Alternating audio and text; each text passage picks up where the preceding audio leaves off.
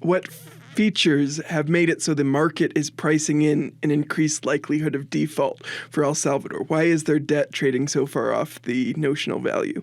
El Salvador's bonds, the debt contract is a New York law debt contract. So if it's defaulted, you have to come to New York and sue. Those bonds were trading at 90, 80, maybe 100 cents in the fall of last year, more or less. And ever since then, which coincides with the adoption of Bitcoin as legal tender, by the way, bonds have just been falling and falling and falling, 80 cents, 60 cents, 40 cents, and some of the bonds on the long end of the curve has fallen as low as 27 cents on the dollar. And essentially, that reflects the fear in emerging market fixed income markets that they are going to default, that sooner or later they're going to stop paying their debts. It doesn't mean that default is imminent, that they're going to default this January or even January 2025, but it does indicate that absent a significant shift in macro fiscal policy, they will default sooner or later. And so why don't the bonds go to zero if they're going to stop paying them? That's because when bonds default, they're typically restructured. So the creditors get together, they sit around in a table with the issuer and they work something out. They say, okay, how much can you realistically pay? When can you pay it? There's a debt exchange and the situation is resolved. And so typically creditors can recover, 40 cents on the dollar, 30 cents on the dollar, sometimes as much as 60 or 70 cents on the dollars. And debt restructurings is a whole complex field. Sometimes there are restructurings that don't change face value. They just push back when it's paid. So there's like a net present value haircut, but not a face value haircut. There are all sorts of debt restructurings can occur. But basically, markets are expecting that there will be a default and that there will be a restructuring. And so those restructuring scenarios are being priced into the debt now because everyone believes that they're going to happen sometime in the next 5 years under current conditions, on the way that El Salvador's going now. You're saying when countries default on their debt, which occurs semi-regularly, I guess, nothing like what we experience in our personal lives. Like, we're not talking about when you don't pay your car loan payments, your car is repossessed, or when you stop paying your mortgage, they take your home and sell it, right? Even in the worst case scenario, basically their credit gets hit and they restructure the debt. Am I getting that about right? So there's a huge difference between sovereign borrowers and regular old people like you and me, which is that sovereign borrowers have this thing called sovereign immunity. So you can't just go around seizing a sovereign nation's assets abroad to get them to pay their debt.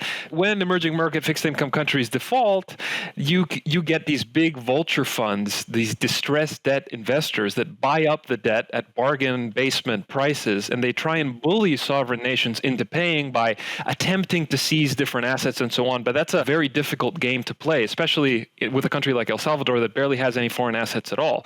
If you're an oil exporter and your state-owned oil company is owned by the government and they have tankers and they have pipelines and they have accounts receivable abroad and they have all these assets, then you can play ball. But in the case of El Salvador, it's just not there. They have sovereign immunity, and if they default, then that just means they'll have to enter lengthy restructuring negotiations, which are costly, and they suck up a bunch of government bandwidth as the president gets busy doing all this stuff and communicating what's happening and so on. So it's annoying.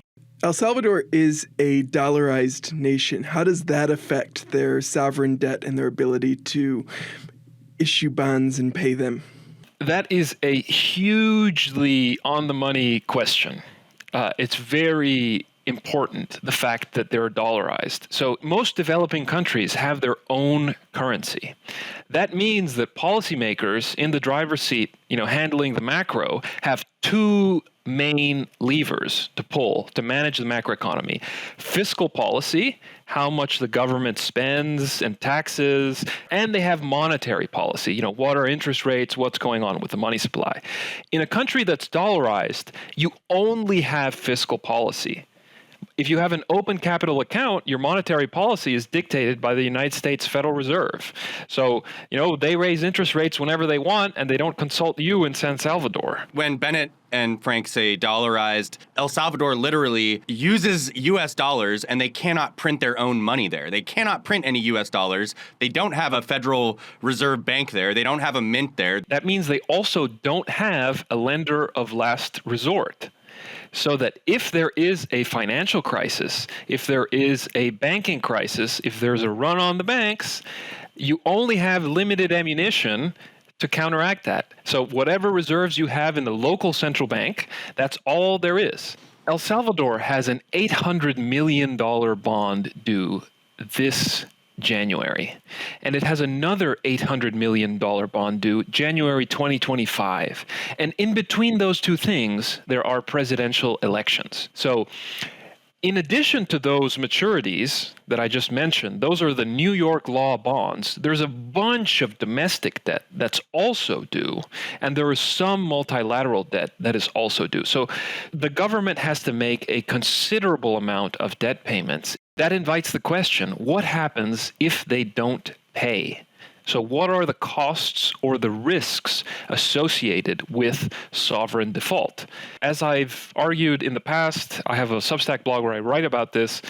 It's not difficult to imagine there being a panic where if you stop paying your foreign creditors, maybe people think, oh, maybe they're going to stop paying the domestic debt as well. If they stop paying the domestic debt, maybe I won't be able to withdraw my money from local banks.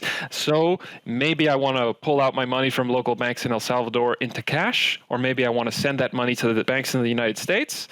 And so it's easy to imagine a sovereign default snowballing into a financial crisis and a bank run. El Salvador Central Bank only has $3.5 billion in reserves. You can't do a 2008 and just fill the banks with liquidity and calm the panic. You really have limited ammunition. Debt default is risky in most countries, but in a dollarized country in particular, it's even more risky. Is there times where a default makes the most sense for a country? Yeah, absolutely. I was referring to the costs of defaulting, but there are also the benefits of defaulting, which are that you don't have to pay all this debt, and you can use the money that you saved for other things, like socially important things, like education, healthcare, security. Oftentimes, when countries do end up declaring a default and calling creditors to the table to organize a restructuring, it's because it doesn't make sense to continue paying the debt because there's just no way they're going to be able to. I don't think El Salvador is at that place yet, to be clear. I think El Salvador can continue paying. It just needs to undertake a fiscal adjustment. It has a very large fiscal deficit. It spends like $9 billion a year. It rakes in like $7.5 billion a year. That's a $1.5 billion fiscal deficit.